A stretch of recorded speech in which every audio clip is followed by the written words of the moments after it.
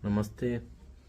आज मैं एक बड़े ही कॉमन से टॉपिक पे बात करना चाहूँगा जो मुझे लगता है हम सभी की लाइफ में काफ़ी बार आता ही होगा कि लोग क्या कहेंगे, लोग क्या सोचते हैं मेरे बारे में, मैं कैसा लगता हूँ लोगों को, क्या मैं ठीक हूँ लोगों की नज़रों में, अपने आसपास अपने रिश्तेदारों परिवार वालों के नज़रों में मेरी क्या इमेज है, मैं कोई ऐसी बात तो नहीं कर रहा कह रहा जब मेरी कोई ऐसी एक्टिविटी तो नहीं है कि लोग मेरे बारे में कुछ गलत बोलें।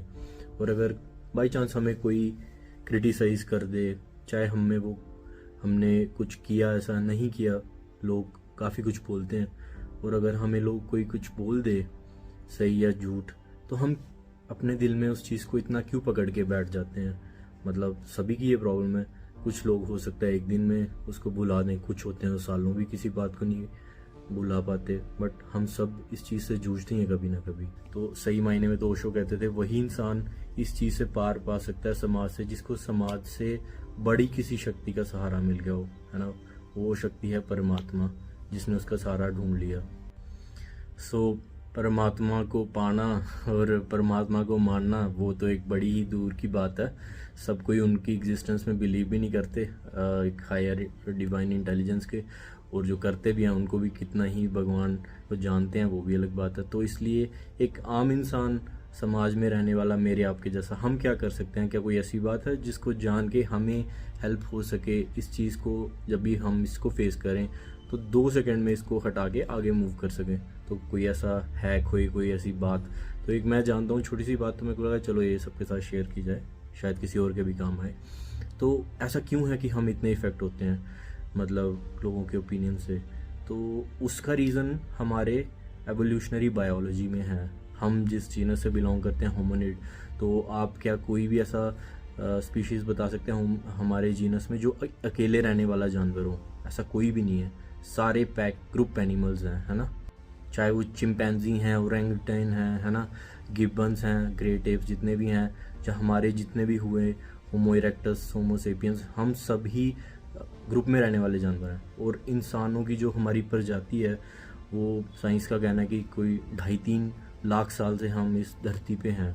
ना हम सबसे ताकतवर हैं, ना हम सबसे तेज दौड़ सकते हैं, ठीक है, ना हम पेड़ों में चढ़ने में सबसे माहिर हैं।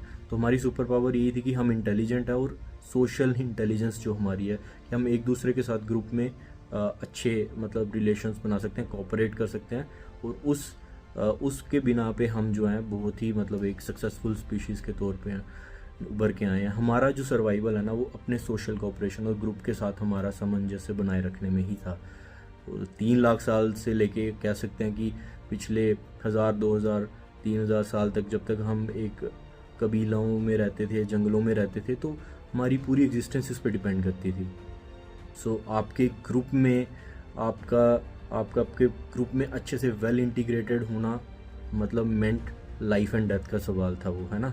वो लोग आपको पसंद नहीं करते हैं, आपकी बातें लोगों को पसंद नहीं आती हैं, आपका बातचीत करने का तरीका, आपका पहनावा, कुछ भी जिससे आपको एक आपके ट्राइब से, आपके ग्रुप से आउटकास्ट कर दिया जाए, that meant a death in those conditions, है ना।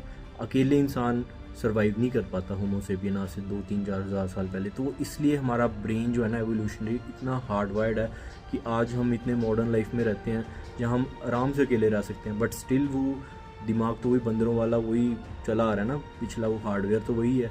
तो सॉफ्टवेयर तो चाहे हम जितना मर्जी कोशिश करें अपडेट करने की, बट हार्डवेयर वो सपोर्ट नहीं करता है, ठीक है ना। तो इसलिए आज भी हमारा ब्रेन जो है वो हमेशा माइक्रो एक्सप्रेशंस पिक कर रहा है लोगों के, जिससे कि हम देखते रहते हैं कि कोई हमारे बारे में कैसा सोचता है। वो body language, cues and all everything, किसी ने कुछ बोल दिया तो चलो बस, तो फिर तो सारा क्लेश हो गया मेंटल पीस का, है ना।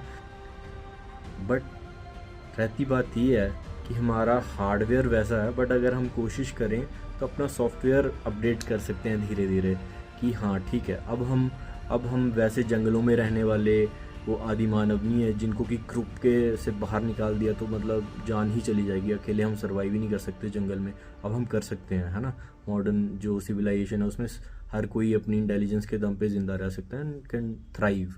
सो अगली बार कोई ऐसी बात होती है तो आप अपने उस बंदर वाले प्रिमिटिव दिमाग को समझा सकते हैं कि okay, the way I feel is because of my evolutionary biology. और अगर हम एक बार इतनी चीज़ को समझें थोड़ा बैठ के, तो इस चीज़ से उबरना बहुत ही आसान हो जाता है ना। कि हम कोई भी चीज़ जब तक वो अनकॉन्शियस है ना, तब तक हमारे वह बहुत उसका होल्ड होता है।